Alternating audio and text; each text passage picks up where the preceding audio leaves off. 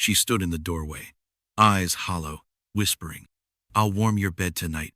Just don't turn us away." But instead of reaching for her body, he opened his heart, and it makes you wonder, what kind of love is born when a man sees a woman's soul before her sacrifice? The desert wind carried more than sand. That night it carried desperation. Orrin Tate had been living alone on his small ranch outside Copper Creek for 3 years, ever since Martha's fever took her and left him with nothing but memories and an empty house that echoed with ghost conversations. He'd grown accustomed to the silence, the way it wrapped around him like a familiar coat. So when the knock came at his door just past midnight, soft but insistent, Orrin's hand instinctively moved to the rifle mounted above his fireplace. Visitors at this hour rarely brought good news. He opened the door to find a woman standing in the pale moonlight, her dark hair wild from the wind, clutching a boy of maybe 6 years old against her side. Both were thin, the kind of thin that spoke of missed meals and hard living. Her dress was clean but patched, and her shoes had holes that let the desert dust settle between her toes. But it was her eyes that stopped Orrin cold. They held the desperate gleam of a cornered animal, the look of someone who'd run out of options and was about to make her final gamble. "Please," she whispered, her voice barely audible above the wind. "I know it's late. I know you don't know us, but we have nowhere else to go." She took a shaky breath, and what came next hit Orrin like a physical blow. "I'll warm your bed tonight. Just don't turn us away." The offer hung in the air between them like smoke from a dying fire. Orrin could see the shame burning in her cheeks, the way she held her son closer, as if to shield him from her words. This wasn't a woman driven by desire. This was a mother driven by desperation so complete that she'd trade her dignity for a single night of shelter for her child. Orrin had seen that look before, during the war, in the faces of refugees fleeing Sherman's march, people reduced to their most basic need, survival. He'd sworn then that if he ever had the power to help someone in that position, he would. "Ma'am," Orrin said quietly, stepping back from the doorway, "you and your boy come inside. It's cold out here, and you both look like you could use a hot meal." The woman's eyes widened in confusion. She'd expected negotiation, conditions, demands. Instead, she found simple kindness from a stranger who asked for nothing in return. "I meant what I said," she whispered urgently. "I can." "No," Orrin interrupted gently. "You can't, and you won't. But you can sit by my fire and let me fix you something to eat. Your boy looks hungry, and a child shouldn't go to bed with an empty stomach." As he watched them step across his threshold, the woman still bewildered by his response, the boy peeking up at him with curious eyes, Orrin realized that the silence he'd grown so comfortable with was about to be broken. If you thought these were crazy, you won't want to miss what happens in this next video. Inside the cabin, the woman stood frozen just past the doorway, as if crossing that threshold had used up all her courage. Her son pressed against her legs, taking in the rustic interior with wide, solemn eyes. Orrin moved with quiet efficiency, adding logs to the fire until it blazed warmly, then heading to his small kitchen area. He pulled out ingredients without ceremony: salt pork, beans, a few vegetables from his garden. "What's your name, son?" Orrin asked the boy, his voice gentle as he sliced onions. The child looked up at his mother for permission before whispering, "Finn." "That's a good, strong name," Orrin said. "You know how to feed chickens, Finn? I've got some out back that could use tending in the morning." The boy's eyes lit up slightly, the first spark of interest Orrin had seen from him. The woman finally found her voice. "I'm Leora Vance. And I need you to understand what I offered you. I don't make bargains like that lightly." Orrin paused in his stirring. "Mrs. Vance, I reckon you've been through enough hardship that you felt you had to make such an offer. But in this house, kindness doesn't come with a price. You're guests here. Nothing more, nothing less." Leora's hands trembled as she pulled Finn closer. "You don't understand. We don't have money to pay you. We don't have anything to give you." "Then you thought wrong," Orrin said simply, ladling the steaming stew into 2 bowls. "Sometimes the best thing you can give someone is the chance to do good. Been a while since I had that opportunity." He set the bowls on the table, then retrieved a jar of preserved peaches from his pantry, a luxury he'd been saving for no particular occasion. As Leora and Finn ate with the focused intensity of people who hadn't seen a proper meal in days, Oren found himself studying their faces. Leora was younger than he'd first thought, maybe 25, with delicate features that suggested she'd once lived a gentler life. But there were lines around her eyes that spoke of recent hardship, and a wariness in her posture that told him she'd learned not to trust easily. "There's a room in the back," Oren said once they'd finished eating. "Clean sheets, warm blankets. You and the boy can rest there tonight." "Where will you sleep?" Leora asked, suspicion creeping back into her voice. "Got a bedroll by the fire. Won't be the first time." Oren stood, gathering the empty bowls. "Door has a lock on the inside. Use it if it makes you feel safer." As he watched them disappear into the back room, Oren heard the soft click of the lock engaging. He didn't take offense. Trust was a luxury that people like Leora Vance couldn't afford to give freely. But as he settled onto his bedroll by the dying fire, listening to the quiet murmur of a mother's voice soothing her child to sleep, Oren realized that his empty house felt a little less hollow tonight. Dawn crept through the cabin windows, bringing with it the scent of coffee and bacon that pulled Leora from the deepest sleep she'd had in weeks. For a moment, she lay still, disoriented by the softness of clean sheets and the absence of fear. The sound of an axe splitting wood came from outside, steady and rhythmic. Leora rose carefully and peered through the window. Oren Tate stood in his yard, working through a pile of logs with methodical precision. She dressed quickly and slipped from the room, finding the table already set with plates and cups, a pot of coffee still warm on the stove. Oren entered through the back door as she was pouring coffee, his arms full of split wood. "Morning," he said simply. "Hope the coffee's not too strong." "It's perfect," Leora said, and meant it. She watched him stack wood by the fireplace. "Mr. Tate, about last night." "What about it?" He straightened, fixing her with those steady gray eyes. "I need you to understand why I said what I said." Leora wrapped her hands around the warm coffee cup. "My husband died last spring. Fever took him quick, left me with debts and nowhere to turn. I tried to make it work, took in washing, sold everything we had, but it wasn't enough." Oren settled into the chair across from her, waiting patiently. "There was a man," she said, her voice barely above a whisper. "Eden Crow. Said he'd help me and Finn, give us a place to stay. But his idea of help—" She touched her cheek unconsciously, and Oren noticed the faded yellow of an old bruise. "I ran 3 days ago. Been walking ever since." "Where were you headed?" Oren asked. "I don't know." The admission seemed to surprise her. "Away. Somewhere Eden couldn't find us. I saw your light last night and I thought maybe if I could convince you to let us stay just one night, we could rest and figure out what to do next." Finn appeared in the doorway, rubbing sleep from his eyes. Oren rose to fix the boy a plate of eggs and bacon, his movements gentle and unhurried. "The chickens are waiting for you, Finn," Oren said as the boy ate. "Think you're up for helping an old cowboy with his chores?" Finn nodded eagerly, and for the first time in days, Leora saw her son smile. It felt like watching the sun rise after an endless night. Word traveled fast in Copper Creek. By noon, half the town knew that Oren Tate had taken in a woman and child, and by evening, the other half had heard 3 different versions of the story. Sheriff Briar Cade heard the rumors at Murphy's General Store while buying supplies. Mrs. Henderson took particular pleasure in sharing gossip with anyone who'd listen. Strange woman appeared at his door in the middle of the night. She whispered conspiratorially, "Nobody knows where she came from or what she's running from. Mark my words, that man's headed for trouble." Briar had known Oren since they'd served together during the war.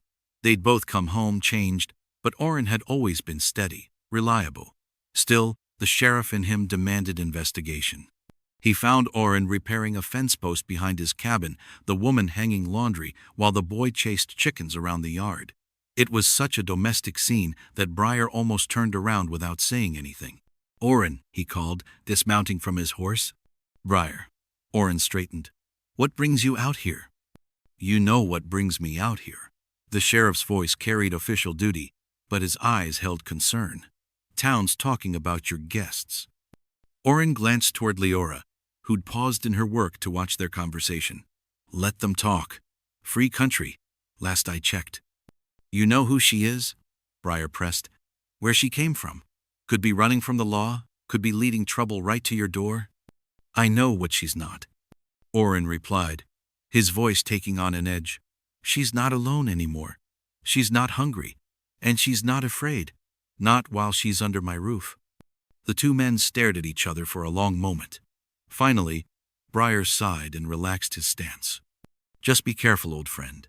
I've seen too many good men destroyed by taking in the wrong strays. And I've seen too many good women destroyed by being turned away by the right ones, Oren countered. She and the boy can stay as long as they need to.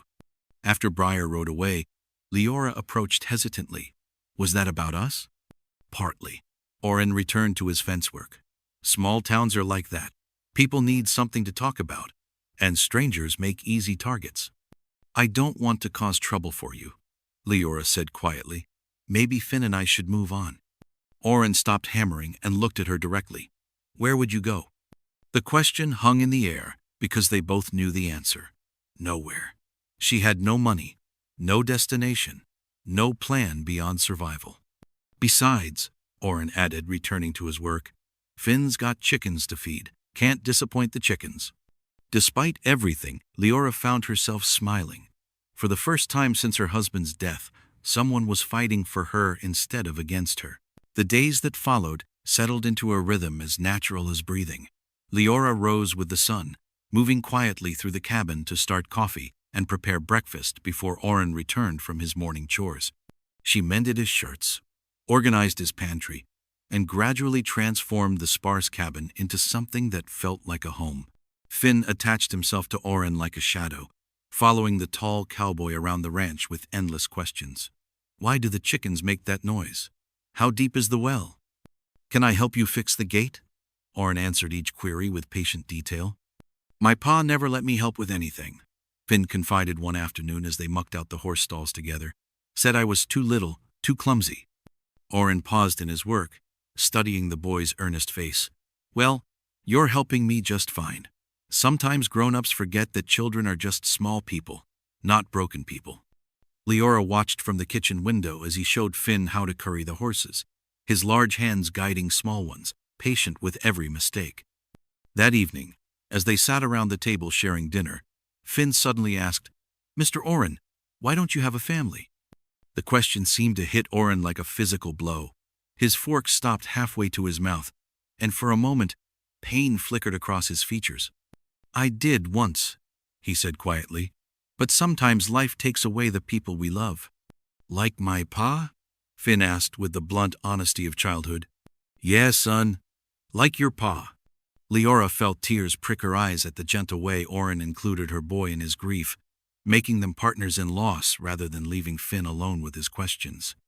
Later that night, after Finn had fallen asleep, Leora found Oren on the front porch, staring up at the star-scattered sky, with a cup of coffee growing cold in his hands. I'm sorry about what Finn asked, she said, settling into the chair beside him. He understands plenty, Oren replied. Children see things clearer than adults sometimes. They ask the questions we're too afraid to ask ourselves. What happened to them? Your family? Oren was quiet for so long that Leora thought he wouldn't answer. When he finally spoke, his voice was barely above a whisper. Martha was my wife. Married her when I got back from the war. Thought we'd have a lifetime together. She died of fever 3 winters ago. He took a shaky breath. We never had children. She wanted them something fierce, but it just never happened for us. Watching you with Finn, Oren continued, seeing how you love him, protect him, sacrifice for him, it reminds me what I always wanted but never had. Maybe that's why I couldn't turn you away that night. They sat in comfortable silence after that, 2 wounded souls finding peace in each other's company. For the first time since her husband's death, Leora felt something besides fear and desperation. She felt hope. The storm rolled in from the west like an angry spirit, darkening the afternoon sky until it looked more like twilight. Thunder rumbled in the distance, and the wind picked up until it howled around the cabin corners. Oren was in the barn securing the animals when the first drops began to fall. He hurried back just as the sky opened up, releasing a torrent that drummed against the roof.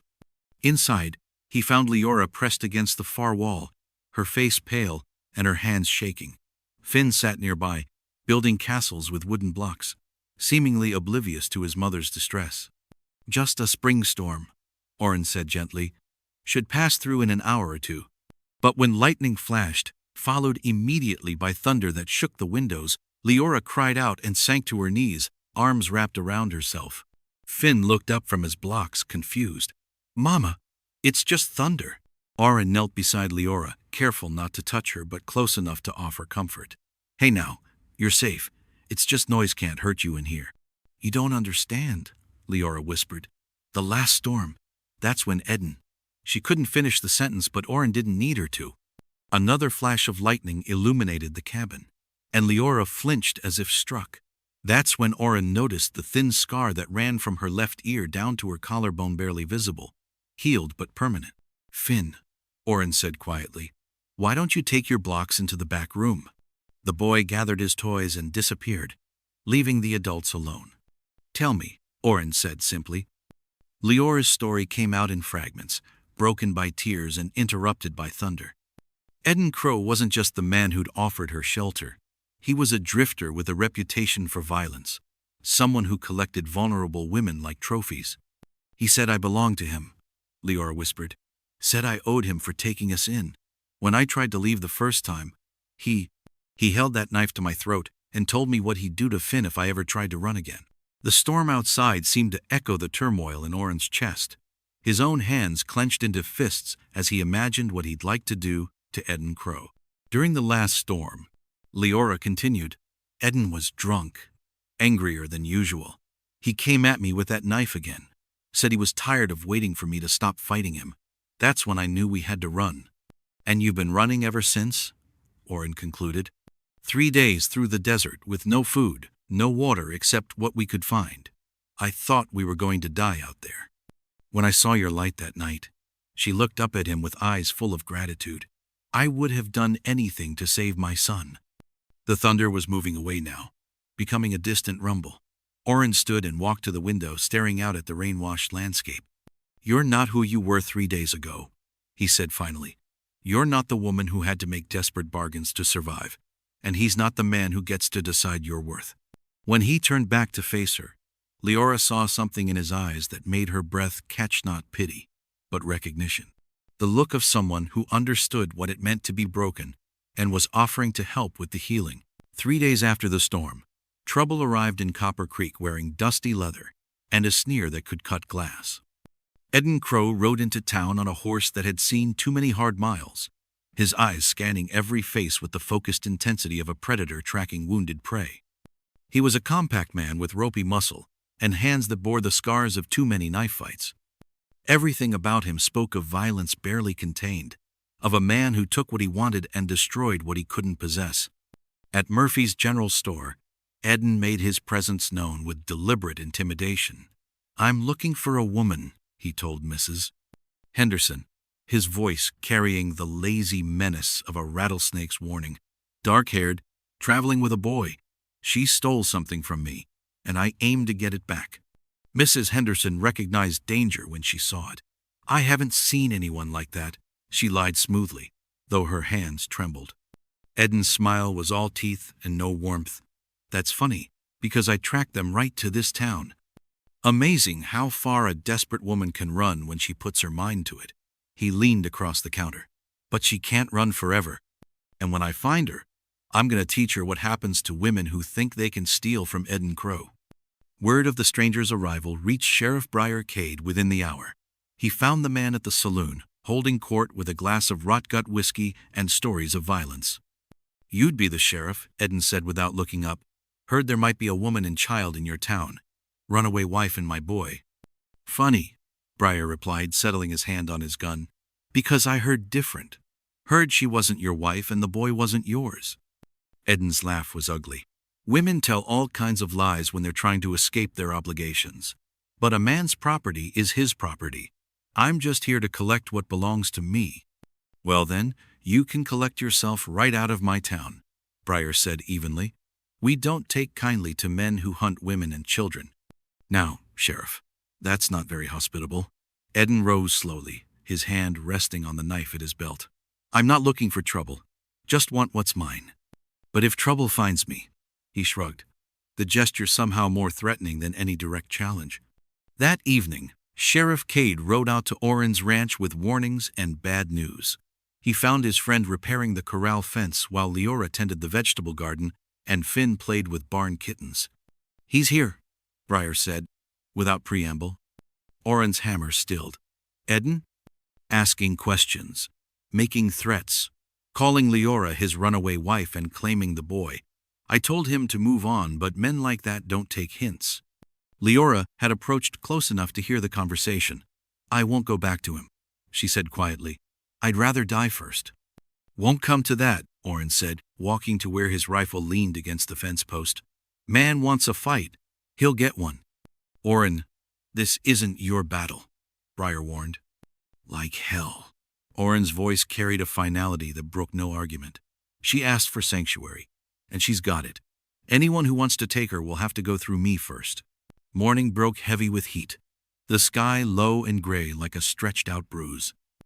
Ilara moved quietly through her chores, her hands going through the motions feeding chickens, hauling water, but her mind was still back on that ridge, on him. She didn't know his name, didn't even know if he'd really seen her, or if he'd only looked past her like everyone else. But something about that moment stuck to her like wood smoke.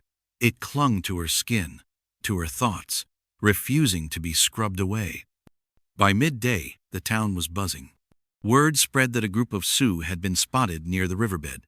The blacksmith was already boarding up his windows. Pastor Evans canceled evening prayer. Nathan came home early, fuming about savages on our land, and sharpening the axe for no good reason. But Ilara knew. He was back. She couldn't explain how she knew, only that she did. So while the rest of town busied themselves with fear and shudders, Ilara climbed the ridge again. Her limp slowed her on the rocky path, but she kept going, breath ragged, skirt catching on brush. And there he was, alone this time, sitting atop a painted horse, still as stone, like he'd been waiting for her all morning.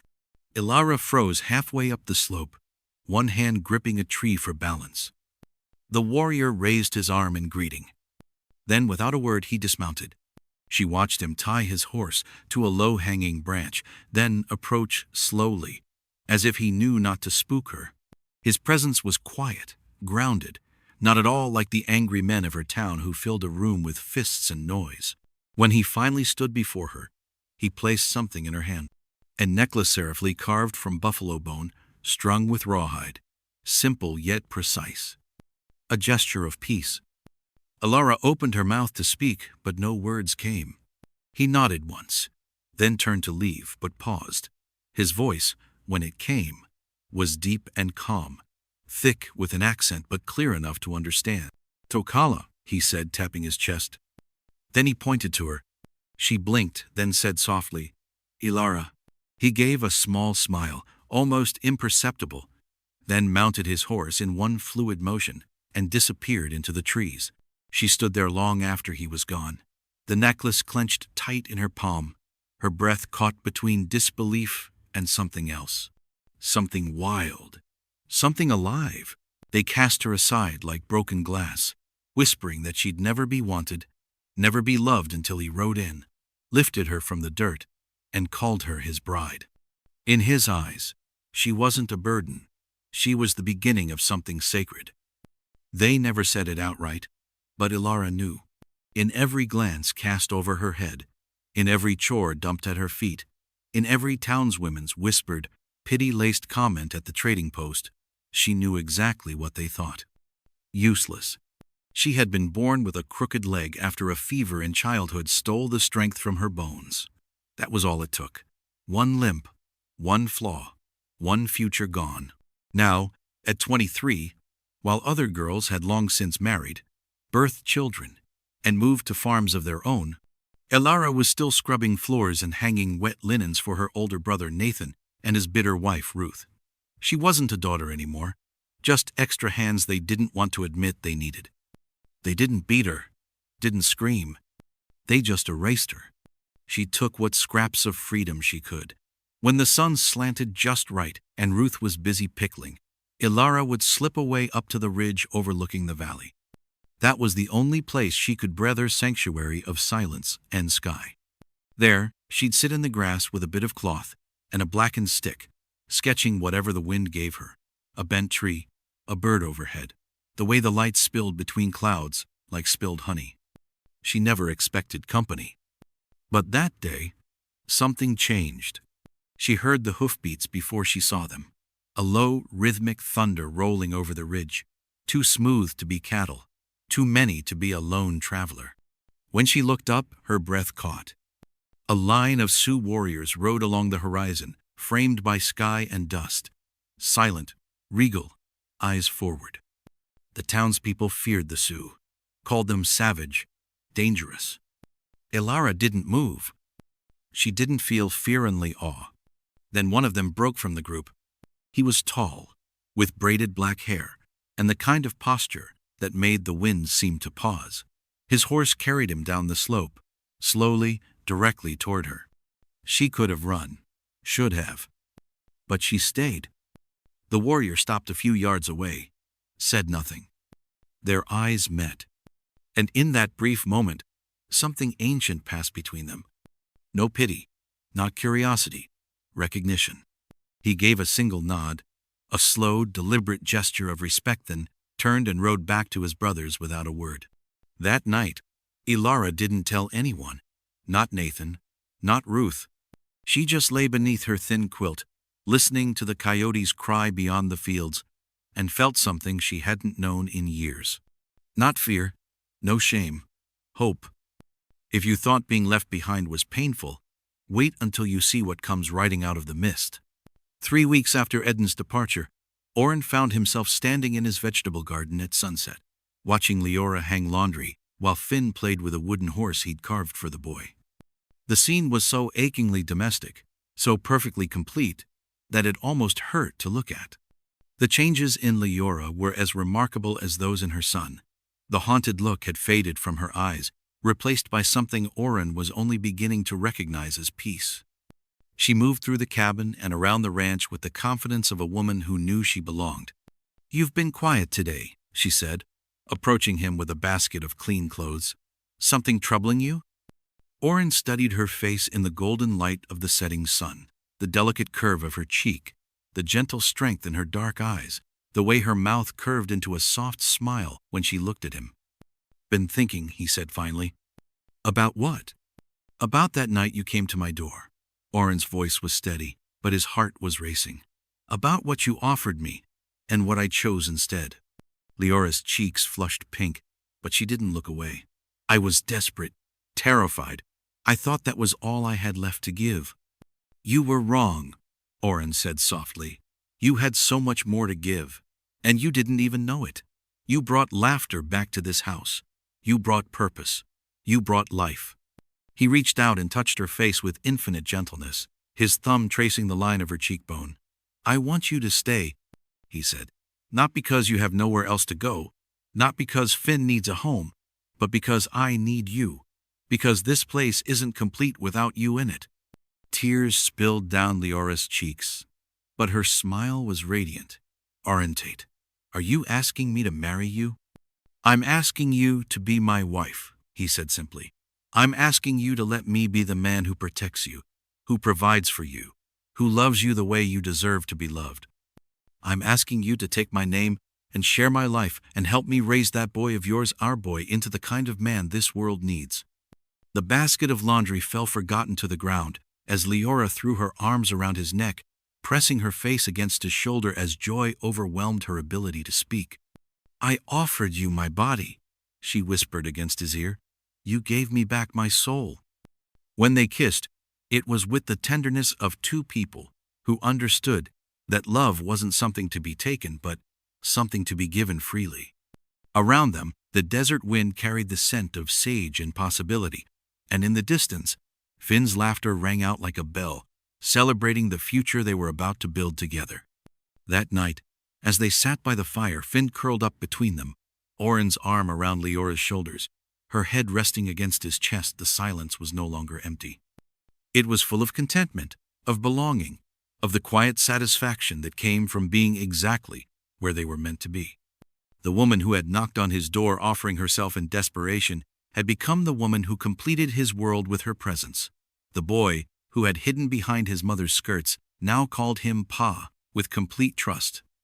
And the lonely cowboy who had forgotten how to hope had remembered that sometimes the best things in life came disguised as interruptions. If you thought these were crazy, you won't want to miss what happens in this next video.